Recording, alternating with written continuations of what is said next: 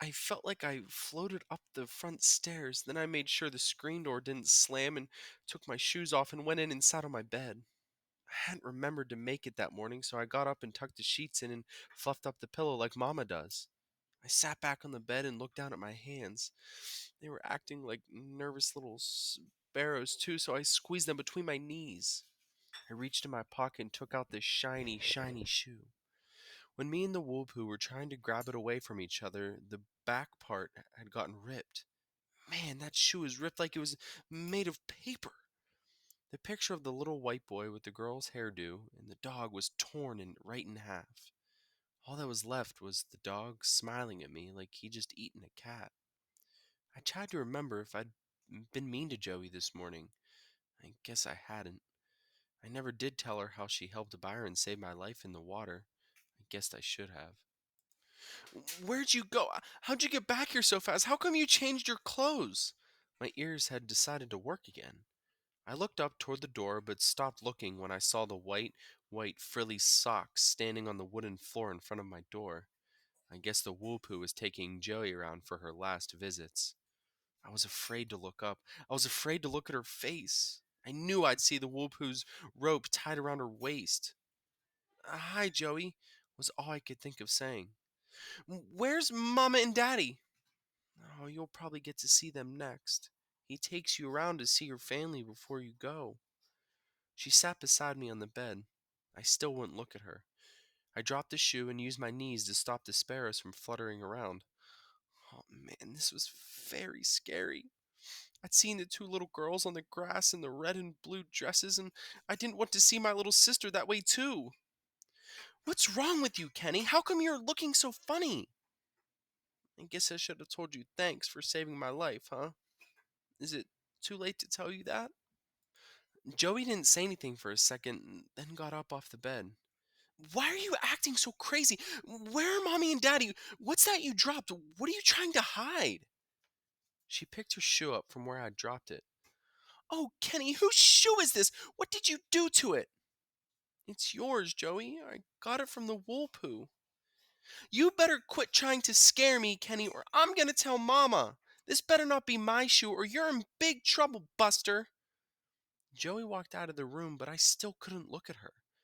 The wool poo was wishing and stopping her away. Joey! After a second, she came back into my bedroom. What? She was sounding real mean. I didn't look up. I kept looking at my hands. I love you. The shiny, ripped black shoe hit me right in my chest. Whose shoe is that? I finally looked up to see what Joey looked like. There were no ropes around her waist, and nobody with square toes was hanging around. But what really surprised me was that Joey had both of her shiny black shoes in her hands. She'd taken them off at the front door. Kenneth Bernard Watson, you better tell me what's going on, or I'm really gonna tell. I'm not playing with you. Joey was imitating Mama so much that she didn't say Bernard, she said Bernard. Joey, didn't you go to Sunday school? You know I did. Don't you know what happened? Joey sat down next to me. Kenny, I'm not playing with you. Why are you acting so weird? Her voice was starting to get all choky. Why aren't you still in that church?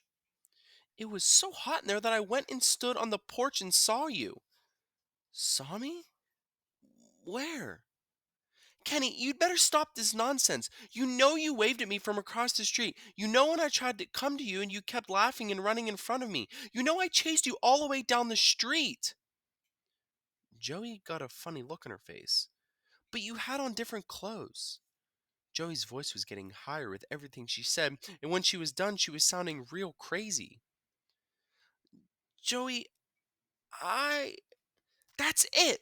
You're through this time, mister. You don't know when to stop teasing, do you? That's it. I'm telling on you. Joey stood up and ran up the stairs screaming, Mommy, Mommy, Mommy!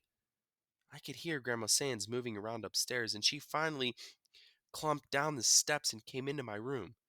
Joey was hanging on her arm, still screaming. Grandma Sands must have real thin blood because even though it was hot as a furnace in the house, she had on a big, thick nightgown and a big, thick robe. The smell of baby powder came into the room the second after she did.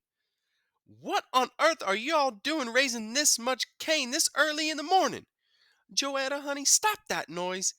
Kenny, what's wrong with this child? Joetta finally said, He's trying to scare me, Grandma Sands. He won't tell me where Mommy is. Joey kept boo-hooing like an idiot. Kenneth, where's Willona and Daniel? Grandma Sands pulled Joey off her leg and held her shoulders, then gave her a little shake. Joetta, you stop that noise. Grandma Sands can't handle that much noise this early, sweetheart. A bell went off in my head. The Woolpoo had missed Joey. He wasn't having much luck at all with any of the weird Watsons. I had to go to the church to get Mama and Dad and Byron. Grandma Sands said, What are all them sirens doing? Lord, has the whole world gone mad today? Where's your Mama and Daddy? The last thing I heard was Grandma Sands yelling, Boy, if you slam that door like that again! I looked down and saw my socks flying over the Alabama mud.